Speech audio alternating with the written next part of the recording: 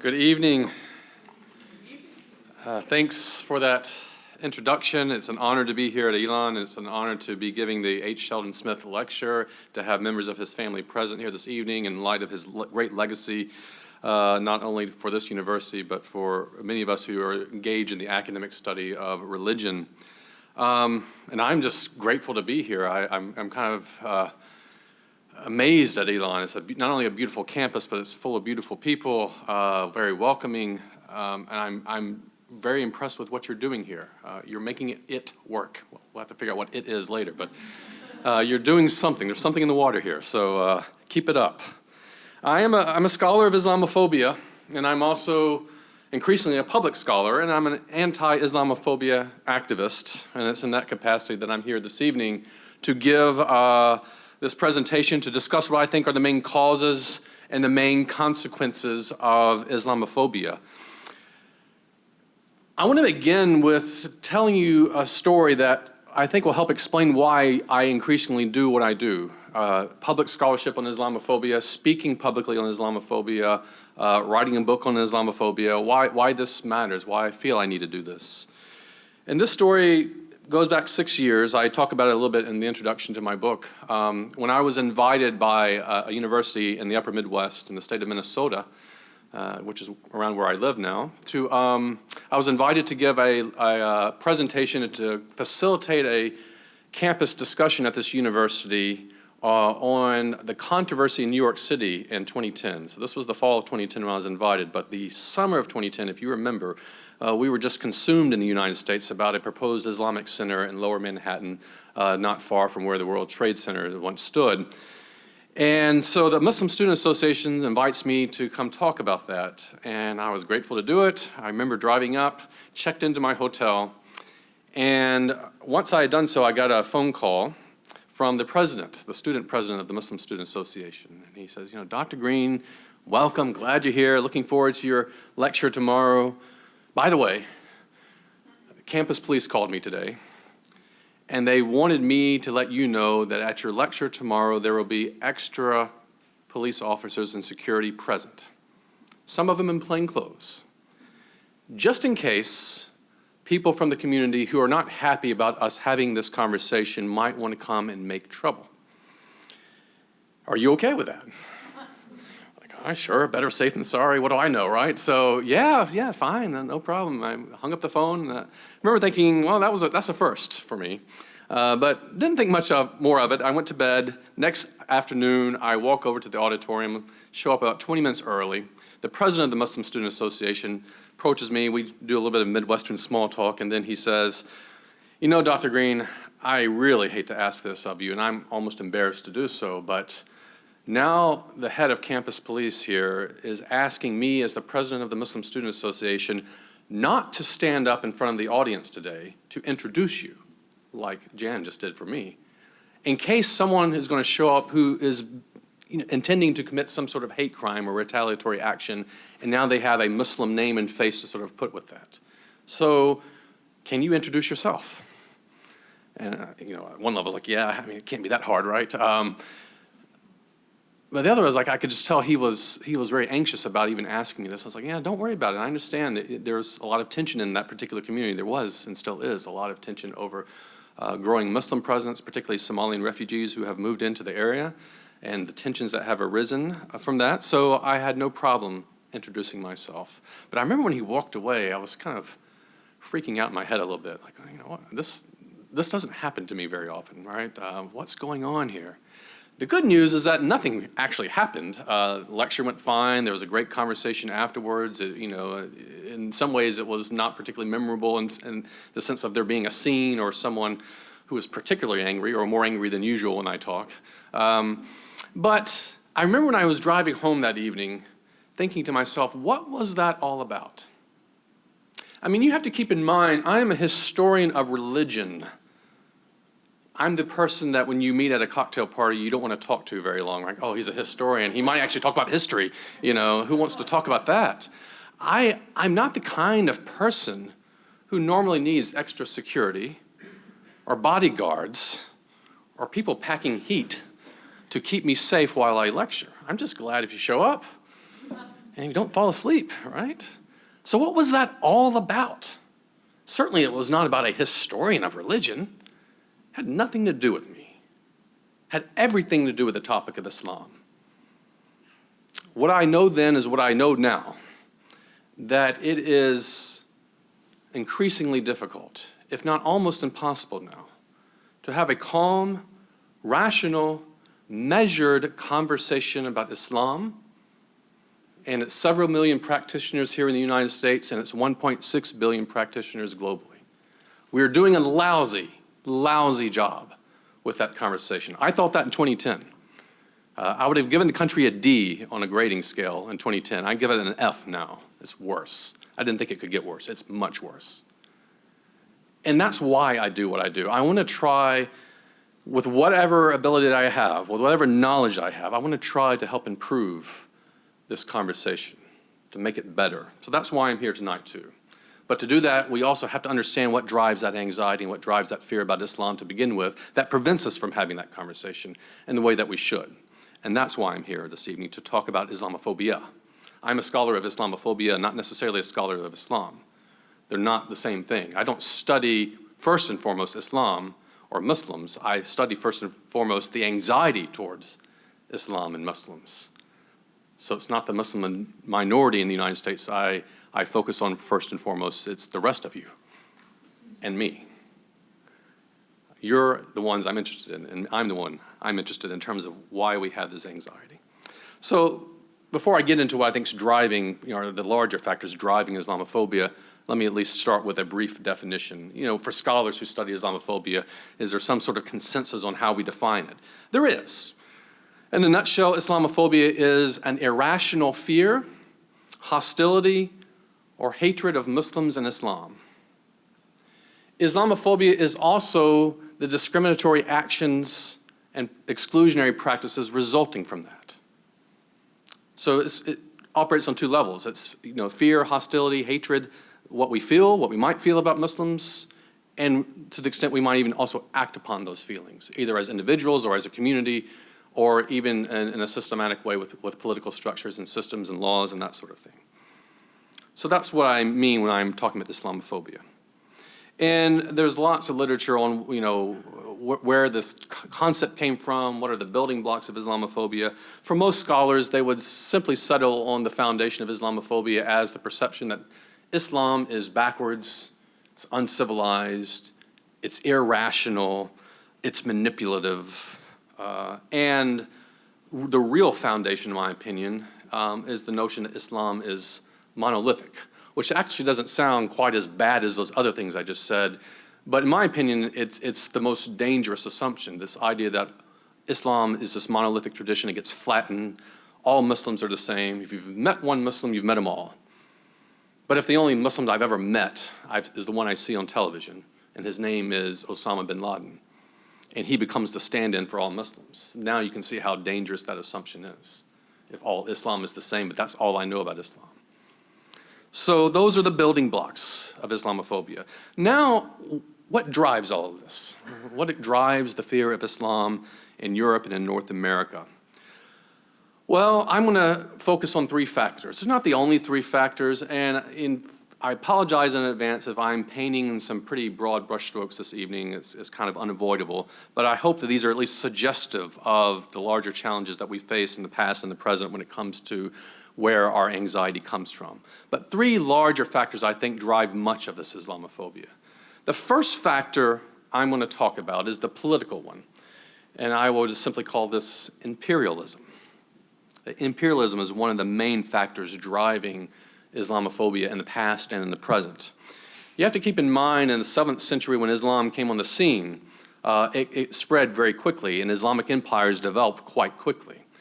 As they developed and grew and expanded, they came quickly into tension and political conflict, if you will, with Western European kingdoms or empires later. And that political tension's there throughout the history. It goes back to the origins of Islam and it goes all the way into the 20th and dare I say the 21st century if we expand our concept of the West. So this tension is there, but what's important to know if you're not familiar with this history is that for much of it, politically, culturally, economically, militarily, The Islamic empires had the upper hand, hands down. Europe in the Middle Ages was largely the backwoods. This was not the most culturally advanced part of the world. In fact, a lot of the knowledge that Europe starts to develop in the later Middle Ages into the Enlightenment, they're getting from the Islamic world and Arab cultures and civilizations and that sort of thing. So Islamic empires really are dominant. And this is epitomized particularly in the case of European history and European kingdoms with the height of the Ottoman Empire, which is roughly in the 16th century. And many Europeans being quite anxious about what they perceive to be the Turkish threat of the day.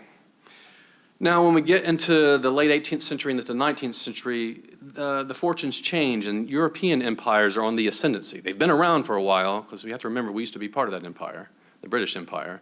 But after independence here and independence in the 19th century of the other parts of the Americas, the European empires, particularly the British and the French empires, focus much of their attention on what we think of as Africa, the Middle East, and Asia, and subsequently come to colonize and impose imperial rule on a vast majority of that part of the world.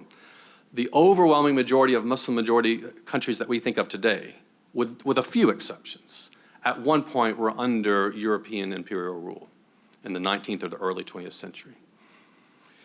Now, end of World War II, European empires start to recede. You have a lot of these nations start to gain independence, but two new empires take their place.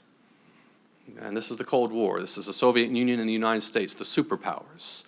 But they're still engaged in a type of imperialism. It's a little bit different than European imperialism of old, but the idea of trying to expand and impose economic and cultural hegemony over a vast majority of the world, if not directly or indirectly manipulating political rule in parts of the world. That was very much a part of the Cold War. A lot of that, ideologically speaking, was fought out in the Middle East, leading some historians to refer to that as the Arab Cold War. And so you have the United States and the Soviet Union now engaged in this battle, if you will. But their policies in terms of who they aligned themselves with, the governments in these countries, why they were doing this, and one of the reasons being access to energy resources, the need to have those resources to maintain your superpower status, to maintain a certain standard of living, for example, in the United States. All of that was driving the engagement with the Muslim majority world. With the end of the Cold War, we have one remaining imperial power, the United States. And I argue that that empire still exists. I think much of U.S. foreign policy is incomprehensible apart from understanding that we are still engaged in the imperial project. We are still about projecting American power, about political, economic, and military hegemony over a good bit of the world. And it explains a lot of our policies in the Middle East as well. And this is both Republican and Democratic regimes, or sorry, I should have said regimes, but parties. Whoever's in charge of the White House. The general idea doesn't change. Maybe the way they go about it does. But I haven't encountered a significant political figure who's actually willing to withdraw from the imperial project. Why is all that important? Why is imperialism important? What ties all of these imperial projects together is the need to construct the people you are trying to conquer as the other, to demonize and to dehumanize them in order to galvanize popular support for this imperial project back at home, and to maintain that power, to have a rationale for why you should be projecting political, economic, military hegemony over these people. So there's a long history of this in empires, and this is not just Western empires, but that's my focus here tonight. Western empires constructing Muslims as the threatening, menacing other.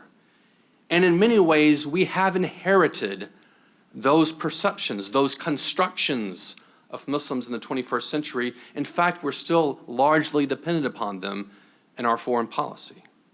So history matters here. This imperial history matters an awful lot.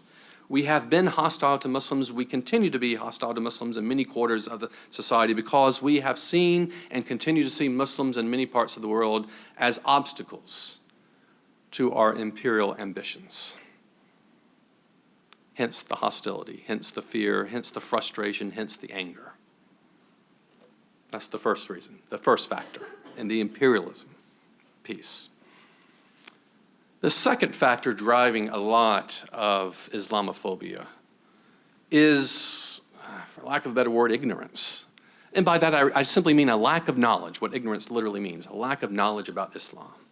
And this is the paradox. Many people in Europe and North America harbor strong feelings about Islam. It's generally not a neutral topic, as the security presence of my lecture 6 years ago reminds me. People have strong feelings about Islam. But the paradox is that many in the West know very little about Islam. Strong feelings about it, don't know much about what we have strong feelings about. This too has a long history to it. With the rise of Islam and the encounter of Muslims and Western European Christians particularly, you have a lot of misperceptions on both sides, but I'll focus on the Christian side when it comes to who the other is. In the earliest centuries of this encounter for Western European Christians, the perception of Muslims were that they were pagans.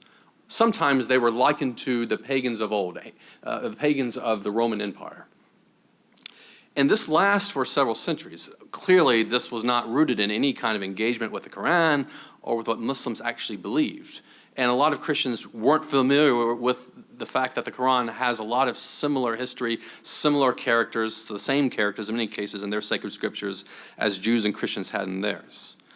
It changes a bit by the First Crusade. The First Crusade takes place in the late 11th century. So around the time of the First Crusade and a little bit afterwards, the view of Muslims as pagans gives way to the view that Muslims are heretics. So now they're no longer thought of as engaged in pagan idolatry. The perception is, well, they learned something about Jesus Christ along the way, but they messed it up. They have distorted the true gospel. They didn't clearly understand what Jesus was all about. So they talk about him in their book, but they don't get him. They talk about God, but they don't understand God as Trinity and so on and so forth. So they are heretics. None of this, of course, in most cases was informed by any detailed study of Islamic text or traditions, with a very few exceptions. So that perception, that misperception, I should say, continues, that ignorance in many ways. Fast forward a bit more. Let's get into more modern times, 18th and 19th century. We have emerged a field of study that tries to improve upon that knowledge of Islam, and it's called Orientalism. Orientalism in the European context, for example, would basically be the predecessor of what we might think of today as Middle East studies or Islamic studies. In the European ear and the European mindset, the Orient in question really is mostly the Middle East. It's the study of Middle Eastern or Arab cultures, civilizations, customs, languages, and religions. And this blossoms by the 19th century, and you have a lot of universities who have Orientalist-type studies at work. They are reading Islamic texts. They are learning Arabic. They do technically know more stuff about the Middle East. But the lens through which they are interpreting all this is still quite problematic. This was the main point that Edward Said made in his seminal book in 1978, Orientalism, where he argues, and argues convincingly for many people, that the knowledge coming about Islam coming from Orientalism was being distorted by the imperial project, connecting to my first point, imperialism. The purpose of learning about Islam, in other words, was not to learn about Islam for the sake of knowledge, right? Or just to publish what we think of as peer-reviewed articles today. The purpose of studying Islam and of studying Muslims and their languages and customs, culture, traditions, religion, was to better dominate them. Knowledge of Islam was equal to power over Islam. And Said, in that case, was borrowing pretty heavily from Michel Foucault's philosophy. But knowledge for knowledge's sake was certainly not what this was all about. Why does anyone in the West want to study Islam? And Said says the modern history doesn't look good. It is connected to this imperial project, and it's difficult, if not impossible, Said argued, for the European or the American to extricate herself or himself from that imperial project in the work that they do. Said had a lot of influence on rethinking Middle East studies, rethinking what we kind of think of today as Islamic studies, among other things. So the academic study of Islam certainly has improved, though I think we also have ways to go. Ignorance of Islam has not improved all that much outside of academia. Today, it abounds. According to a Gallup poll from 2010, 63% of Americans admit that they have little to no knowledge of Islam. About 2/3 of Americans admit it. My hunch is that the percentage is even higher of people who don't know much about Islam, but some people just don't realize they don't know much about it. So 2/3 of Americans will say that they don't know much about it. And according to a Huffington Post YouGov poll from last year, from 2015, 55% of Americans admit to having unfavorable views of Islam. So 2/3 of Americans say, don't know much about it. And a majority of Americans say, even though I don't know much about it, I still don't like it. The thing is, most Americans, most non-Muslim Americans, most non-Muslim Europeans have not engaged in any significant study of Islamic text or traditions. They haven't studied about Islam in public schools in the United States. Most obviously will never take a course on Islam at a place like Elon University or Luther College. Their knowledge of Islam has come and probably will continue to come from one of two sources. The first is the media. And study after study after study draws the same conclusion about media framing, media coverage of Islam, that the stories that the media tends to gravitate towards overwhelmingly are about violence and terrorism, as if that's the only thing worth talking about, worth narrating in the Muslim majority world or the Muslim population globally speaking. What we don't get from these media stories, of course, is any nuance or any real glimpse into the lived religion and the lived experiences and realities of 1.6 billion people. So that's part of the problem. It's the main problem. I know as a professor, most of my students coming in my classes, they know hardly anything about Islam except what they have seen on television, which in their case, growing up in the United States and post 9/11 America, has been story after story about terrorism. That's all they know. It's almost all that the media has given them, largely speaking. The other source, and there's a connection here, in addition to the media, is what I call professional Islamophobia. Others have called the Islamophobia industry.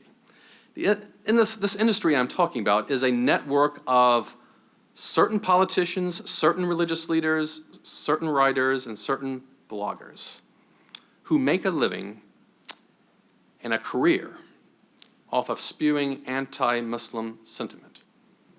From the time they wake up in the morning to the time they go to bed at night, their job is to figure out how can I better demonize Muslims today. And this is a powerful industry. These are people whose names we would not know if it weren't for the fact that they chose or have chosen to devote their lives to doing this. And I'm thinking of people like Pamela Geller. Pamela Geller was a blogger. She's largely responsible for bringing to our attention the proposed Islamic Center in New York City in 2010. It's doubtful that that would have been such a big deal had she not made it one. And that's her job. She's been doing this for a good long time now. She gets paid a good bit of money to do this too, a lot more than I do. In fact, the Center for American Progress has tracked the funding of the individuals and organizations who are oftentimes connected to this industry.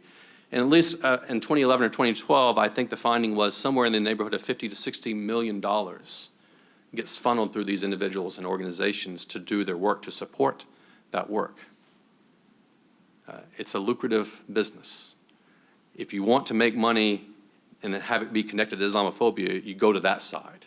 The anti-Islamophobia side does not pay quite as well. I don't think it has benefits either. What's interesting as of late is that, that industry has become more powerful, particularly since the proposed Islamic Center near Ground Zero in 2010. That industry has become more mainstream. Those voices, which used to be fringe voices, are now go-to voices oftentimes in the media. Even when the journalist in question may not agree with someone like Pamela Geller, they tend to gravitate toward her and want to give her a platform to narrate her anti-Muslim story, whether they like it or not. Whereas 10 years ago, it would have been much harder for Geller to get on CNN. It's not hard for her to get on CNN anymore. And this, to me, is the mainstreaming of the Islamophobia industry. And I dare say that in this presidential election cycle, we might have gone one step further, where the Islamophobia industry has now found a way to influence some significant players in the presidential campaign, one in particular I won't name.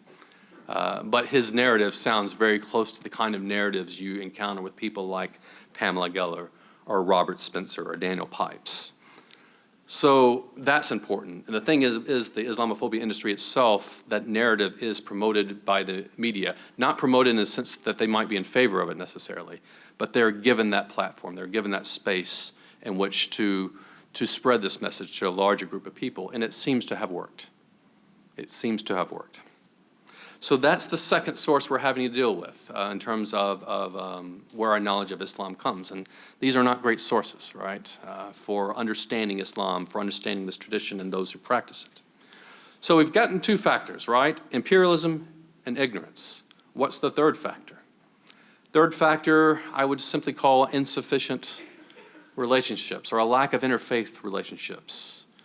The truth is there simply are not enough strong relationships in the West between Muslims who are in the minority and the non-Muslim majority. So it's true in Europe, it's true in Canada, and it's true in the United States. But personal relationships matter. They break down barriers, they erode prejudices, and they introduce a human face into the equation. That's often what is lacking in our conversations and debates about Islam in the 21st century. There's very little humanity that's inserted into this. Muslims are oftentimes abstractions. And it's easy for them to remain abstractions because there are not enough real relationships that have been built. This has also been a problem historically. For much of the history that I've been referring to this evening, whatever personal relationships that have existed, particularly between the Muslim majority world and, say, Western Europe and later the United States, whatever relationships that were created in the interaction of these worlds oftentimes were created in the context of political domination, which is a problem. And this goes both ways. We're talking about Jews and Christians in Islamic empires who had the status of dhimmis or protected minorities, but they certainly had restricted freedoms. And that shaped the way that they engaged with Muslims who were part of the empire. This goes the other way. Muslims or Jews, for example, and as minorities in Europe for much of European history. And in this context of domination, what kind of relationships do we think are going to emerge? Well, not very healthy ones. When we get into the 19th and 20th century in the Muslim majority world, we are still in this context of political domination. This is the age of empire. Muslims are a largely colonized people under French rule, under British rule, maybe under Dutch rule. But in the context of empire, we don't have many opportunities for healthy relationships to emerge, relationships of respect, relationships of mutuality, because of the political realities in those contexts. Today, we know from surveys that many in Europe and North America admit that they still don't have relationships with Muslims, the non-Muslim majority, right? And this opens up a gap for these centuries-old prejudices and hostilities and unhealthy relationships to be perpetuated. In 2014, the Pew survey did a poll and found another similar number here. 62% of Americans say they do not know a Muslim personally, or they don't think they do. That can be a complicated statistic to deal with. But at least about 2/3 of Americans don't think that they know a Muslim. The same survey, if you dig a little deeper into it, indicates that there seems to be a link between our knowledge of people of a religious tradition that's not our own and our perception of that tradition, whether it's positive or negative. In other words, if I'm not Mormon, but I know a Mormon, I'm much more likely to have a positive view of Mormonism. Same with Jews, same with Muslims, right? This applies across the board. Knowing someone in that tradition contextualizes it, it humanizes it. And we see that in these studies. But when 2/3 of non-Muslim Americans do not know a Muslim personally, you can see the problem here. This contextualization doesn't take place. This humanization doesn't take place. And that's this third problem we're having to deal with, a lack of relationships. And it's overwhelming. It's a huge problem. So imperialism, ignorance, insufficient relationships, to me those are the three larger factors, past and present, that are shaping and driving much of the Islamophobia that we're encountering today. Now, What are the consequences of all that? It's one thing to talk about what drives the sphere of Islam, but it's another thing to talk about what its impact is on Muslims. Let me talk briefly about the consequences of Islamophobia. I'll focus mostly on the domestic consequences, but there are international consequences too. Domestically, let me frame all this by saying recently, in the past couple of weeks, there was one presidential candidate, I won't mention that person's name either, who has repeated this notion that there isn't any widespread evidence of bigotry against Muslims in the United States. So take that for what you want. Let me respond. Hate crimes. According to the FBI, which is not a radical leftist organization, by the way, according to the FBI, hate crimes against Muslims are 5 times more common today than they were pre-9/11. They've never gone back to pre-9/11 levels, 5 times higher. That was at least through 2014. All the numbers from 2015 haven't come in yet, but most scholars are predicting that it's going to be much higher, particularly the last 2 months of 2015. After Paris and after San Bernardino, major spikes in hate crimes throughout the United States. So 5 times higher than pre-9/11s normally. After 2015, that will probably be even higher. By hate crimes, we're talking about physical assaults, and we're talking about vandalism of mosques, and in some cases we're talking about murder. Mosques.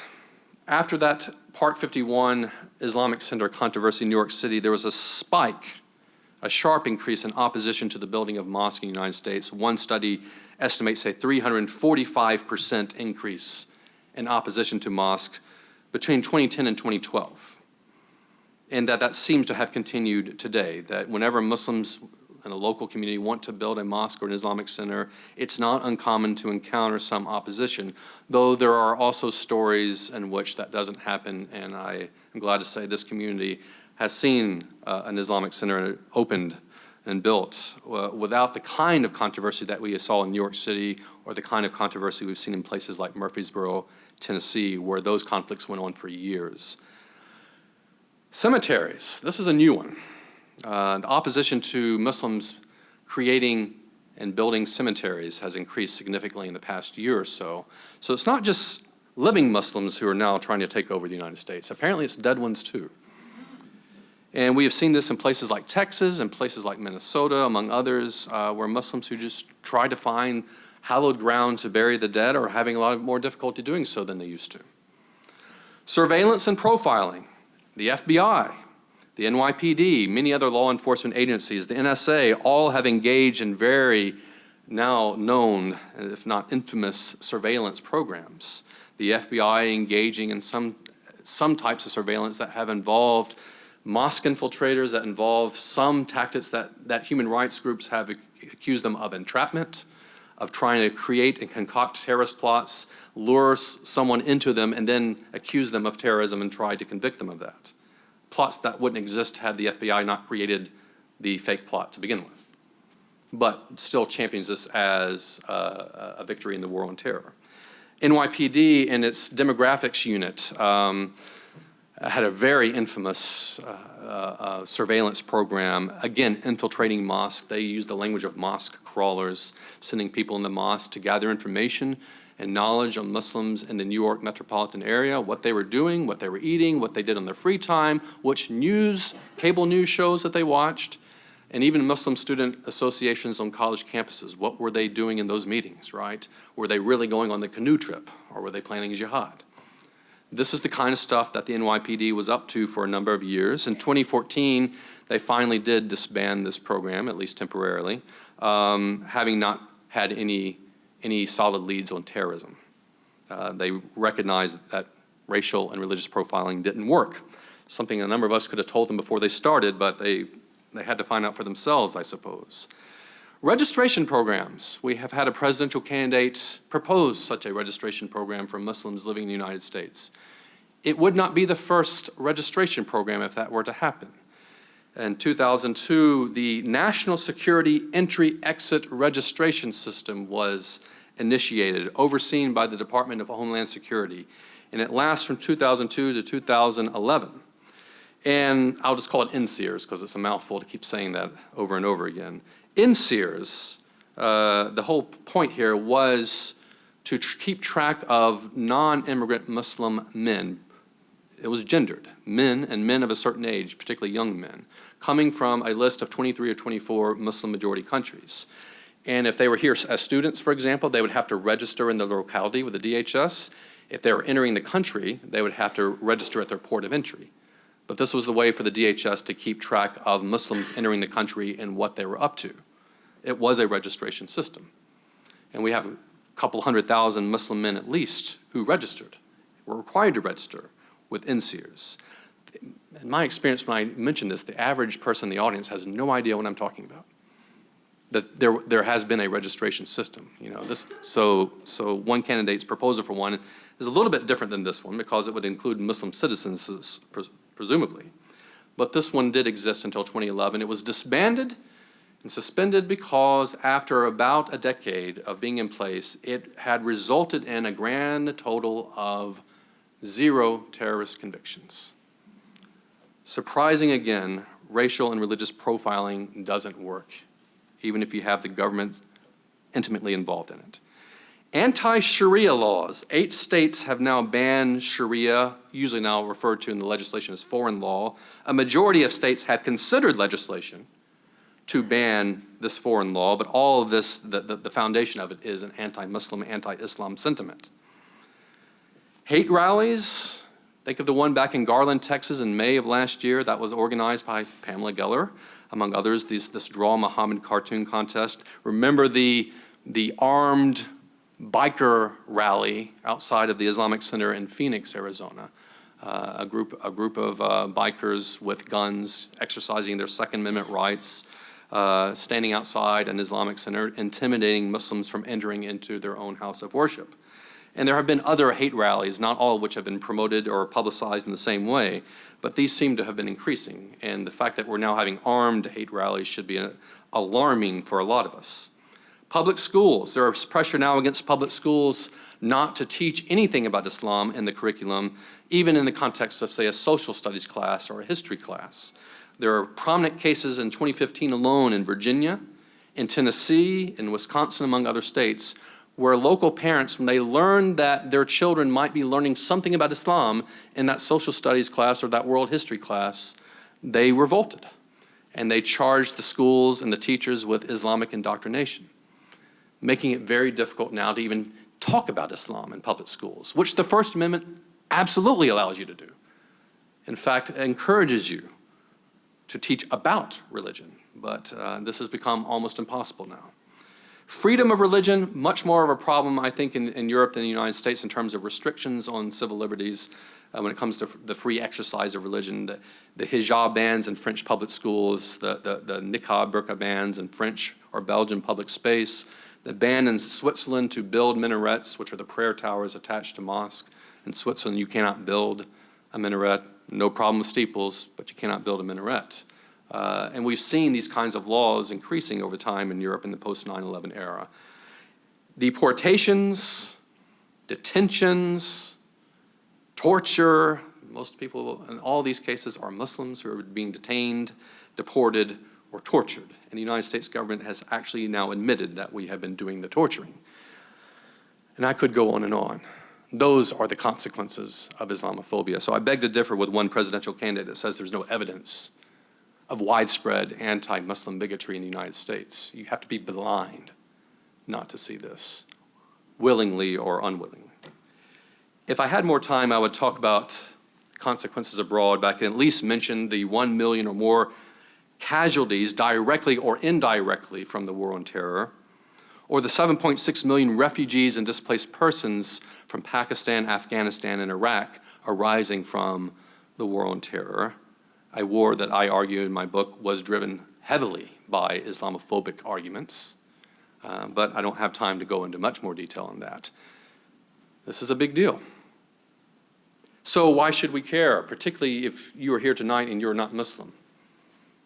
Why not say, well, that's too bad for them, but it's not about me, right? Why should we care? Why should we care collectively, no matter what our faith background is? Well, there are 2 reasons I want to conclude with tonight about why we should care, why this matters.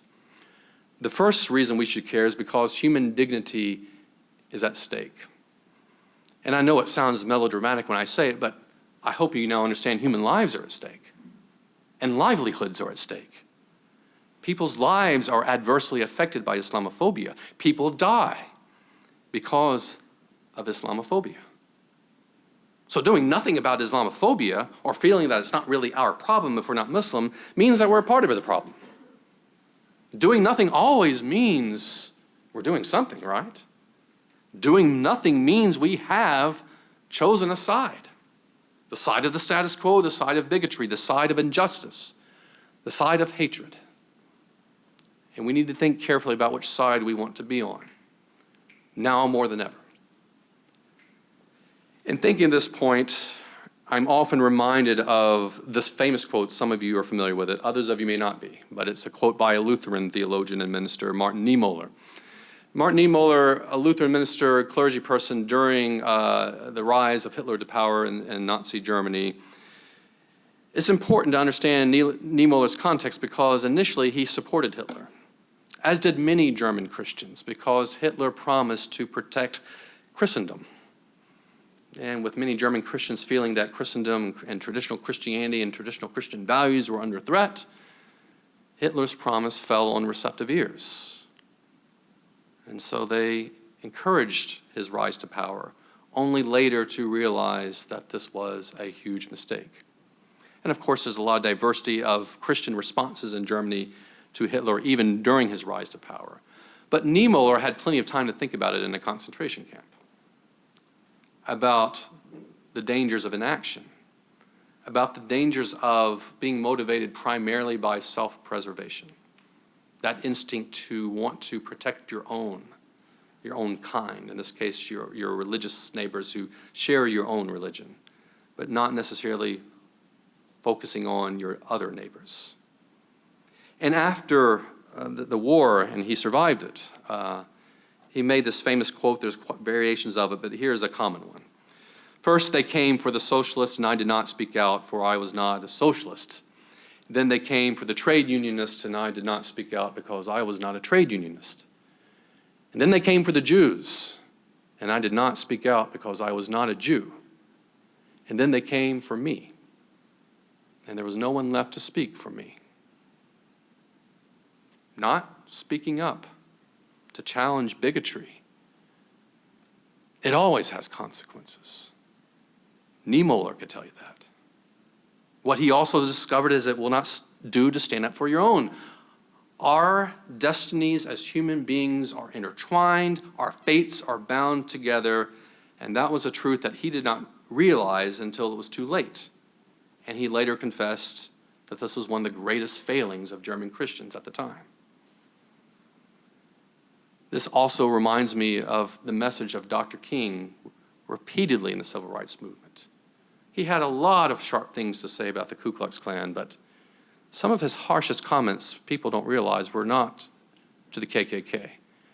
It was to the white moderate Christian who at some level said, that Jim Crow stuff's pretty bad. I hope it stops. But I don't like your tactics. I don't like the discord you seem to be sowing by resisting law and order. And I want you to tone it down, King. And by the way, I'm not even sure this is primarily what the gospel's about anyway. Saving souls, right? Which leads King in many instances, not only from the letter from Birmingham, this most famous instance, but many instances throughout his career to talk about, in various ways, the silence of the white moderate Christian. This notion that history will judge us not by the strident clamor of the bad people, but by the appalling silence of the good people. And he had a lot of things to say about the good people and their silence. Thing is, we have to take that message carefully, seriously. We cannot afford to stand flat-footed on the sidelines of history while Islamophobia unfolds in front of us and we do nothing about it. If we stand on the sidelines of history and do nothing, we are part of the problem. If we are silent, if we want to be the good people, there will be consequences, not just for our Muslim neighbors, but I think for us too. You must choose sides. And if you try not to choose a side, you actually already have. That's the first reason we should care. What's the second reason we should care? We should care, particularly in this context of the United States, whether we're citizens, whether we're visitors, whether we're just residents, we should care because Islamophobia prevents us from being the nation that we proclaim to be, the nation that we promise to be. The United States has a long history of proclaiming to be the land of the free, the land of equality. But is it? I mean, seriously, is it? There is a history of prejudice and bigotry and racism in this country that runs deep and that contradicts America's promises and claims. And when I think about this point, I think about one of my favorite authors and poets, an African-American poet named Langston Hughes, who in 1936 wrote a powerful poem that you should all read later, called Let America Be America Again. And in that poem, he points out the contradiction between America as an ideal and America as a lived reality, and notes that those two are not the same. In that poem, he talks about several groups of peoples who have not experienced America's promises. They've heard them, but they haven't actually been able to live them. He talks about the poor. He talks about immigrants, Native Americans, and yes, African Americans. And this leads him to make his famous refrain in the poem, America never was America to me. Imagine that. A black man in 1936 telling white America, America's never been America to me. Maybe you think it's been America to you, but I have not experienced that America. My lived reality has been different. The thing with Hughes is that if you read the poem carefully, it's clear that he believes in the idea of America, though. He's not criticizing the idea. He's criticizing it because the country has failed to live up to this idea. He wants it, though, to live up to this promises. He wants it to live up to what it proclaims to be, but it can only do that when it takes seriously the voices and the experiences of those whom the country has failed and who has failed abysmally. And that sums up my feelings about Islamophobia. In my experience in the United States in interfaith work and partnering with Muslims and in deep conversations with my Muslim friends, I get a similar narrative, a sense that of a belief in the promises of America. Most Muslims I know are very hopeful about this nation. They too, like Langston Hughes, want this nation to live up to its promises. They want America to be America to them, just as Hughes did. But anti-Muslim bigotry, now I think more than ever, works to rip them from the fabric of this nation. And so America is failing its Muslim citizens and residents, and it's failing them abysmally. America never was America to me, says Hughes, and yet I swear this oath, he says, America will be. And that's the phrase I carry with me, and I hope it's the phrase that you will carry with you as we work together to try to put an end to what I think is still one of the most commonly accepted prejudices at work in the United States today. Thank you.